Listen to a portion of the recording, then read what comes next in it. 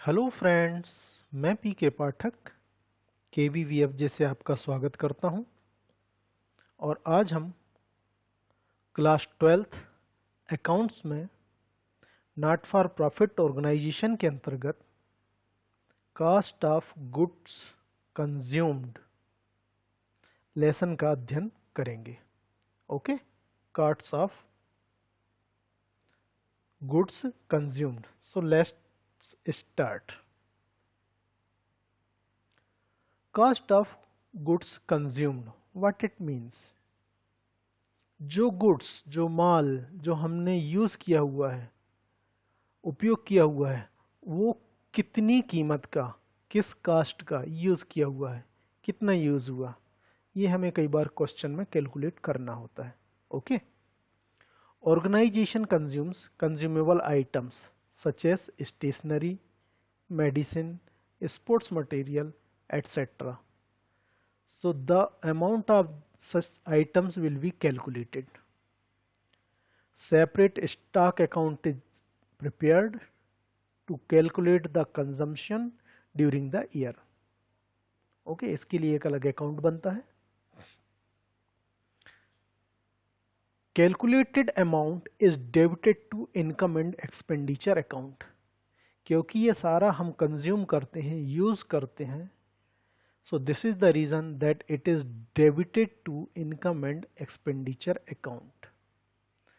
So let's start how we will calculate it.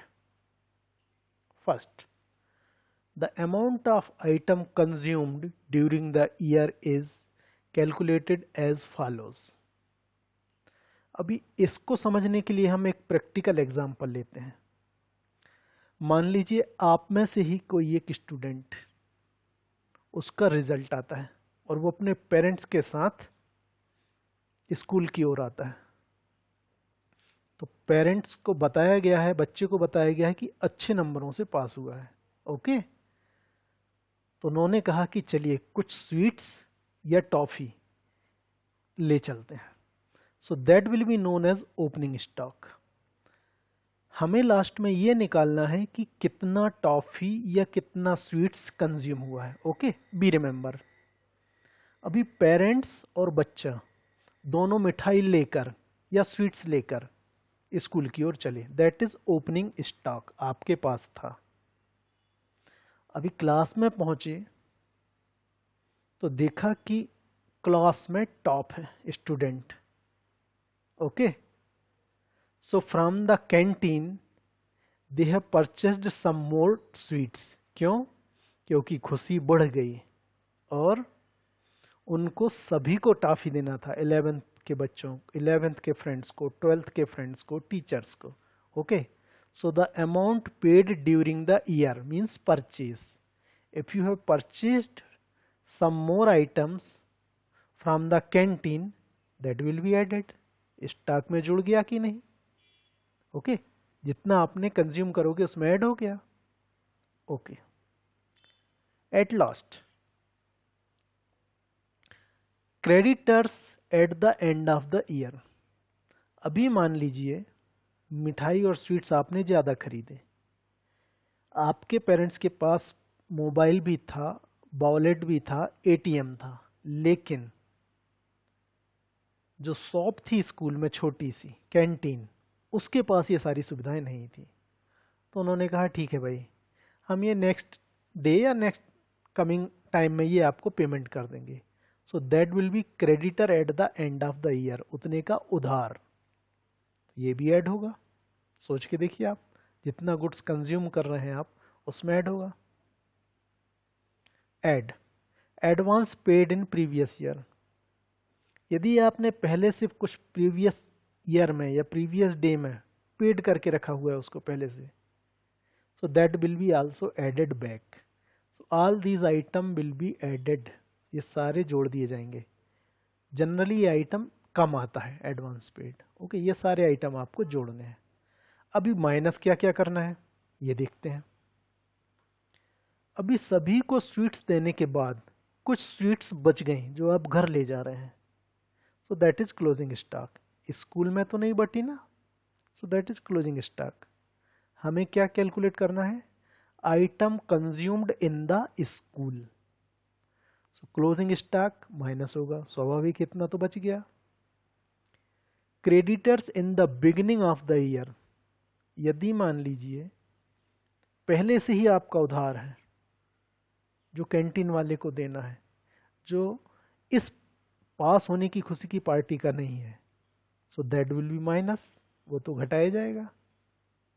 And advance paid in current year, अभी जो student पास हुआ है उसका कोई छोटा भाई बहन भी है, तो कैंटीन वाले ने मुस्कुरा के कहा, साहब अभी आपके एक बच्चे का रिजल्ट और आना है, give some advances, he will also be top. तो पिताजी ने खुश होकर और एडवांस दे दिया छोटे बच्चे के लिए। लेकिन हमें तो केवल सीता का पर्टिकुलर स्टूडेंट्स का गुड्स निकालना है, कितना कंज्यूम हुआ, कितना स्वीट कंज्यूम हुआ, सो that will also B minus. Amount of item consumed during the year, debit side income and expenditure account। Income and expenditure account के डेबिट साइड में ये सारा स्वीट्स एक्सपेंस में आएगा, माइनस में आएगा। ओके, डेबिट साइड लिखा जाएगा। लेट्स स्टार्ट अ क्वेश्चन, उसमें हम देखते हैं। Calculate amount of medicine consumed during the year 31st March 2020। Opening stock of the medicine, ये मेडिसिन्स आपकी दुकान में ओपनिंग स्टॉक में थी, सभी से पहले में। Okay, so that opening stock 1,00,000 रुपया, ठीक है, ये तो कंज्यूम होगा ही, प्लस में आएगा। Then cash purchase of machines medicine during the year, इतना मेडिसिन आपने परचेज किया 3,00,000 रुपीज़ का, so purchase and opening stock that will be added, दो आइटम, ठीक है।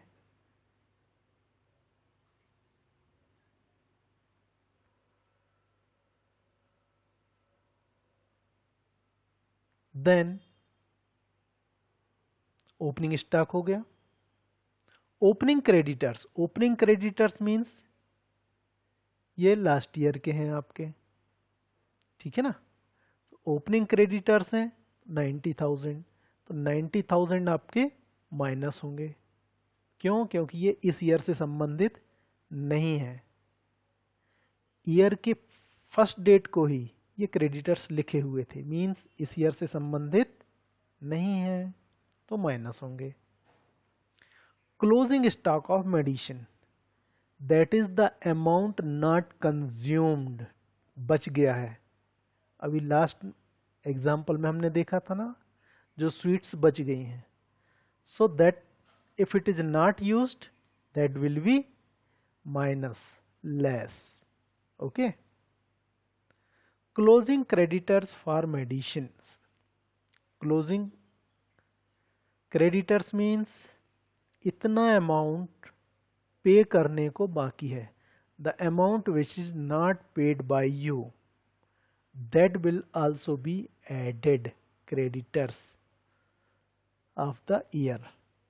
सो 3,00,000 purchase, 1,00,000 opening stock and 1,30,000 creditors for the year will be plus closing stock, क्योंकि इतना use नहीं हुआ, minus creditors in the beginning, क्योंकि ये लास्ट ईयर के क्रेडिटर्स थे, so these two items in red will be deducted.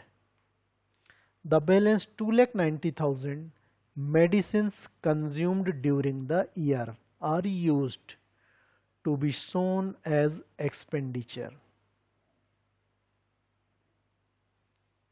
आप देखिए सवाल को, समझिए, फिर आगे चलते हैं।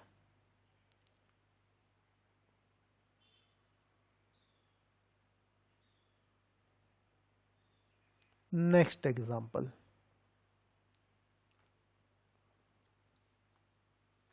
Stock of stationery as at 1 April 2019, okay, 12,000। creditors for stationery as at 1st April 2019 25,600. Amount paid for stationery during the year ended 31st March 2020 1,40,000.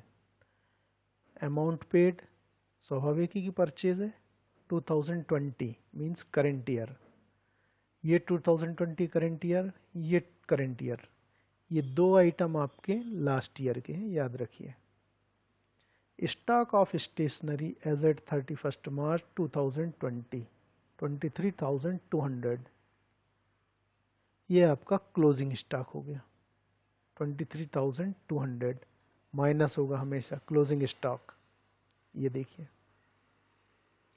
Creditors for stationery as at 31st March 2020, creditors है, closing creditors है, तो पक्का है कि add होगा 24,000, ये देखिए add हुआ है। Okay, let's start. Amount paid for stationery means इस ईयर का purchase, okay, that is the opening balance of 2019। 2019 का ओपनिंग बैलेंस ऑफ स्टॉक ये दिया हुआ है।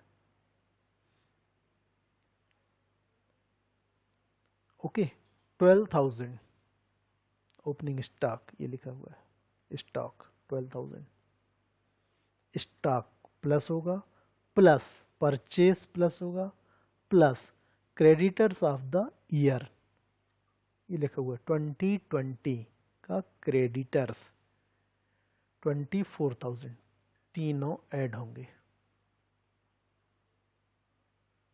Okay, now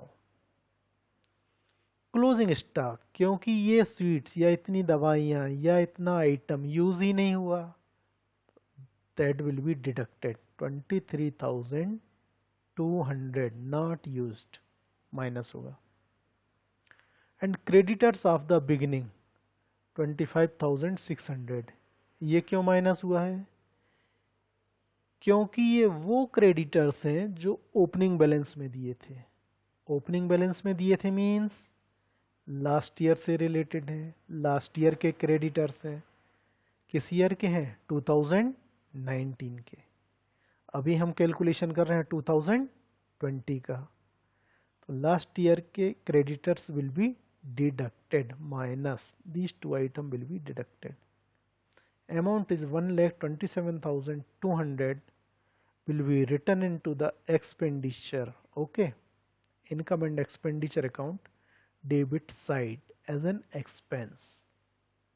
Thank you. Jai Hind.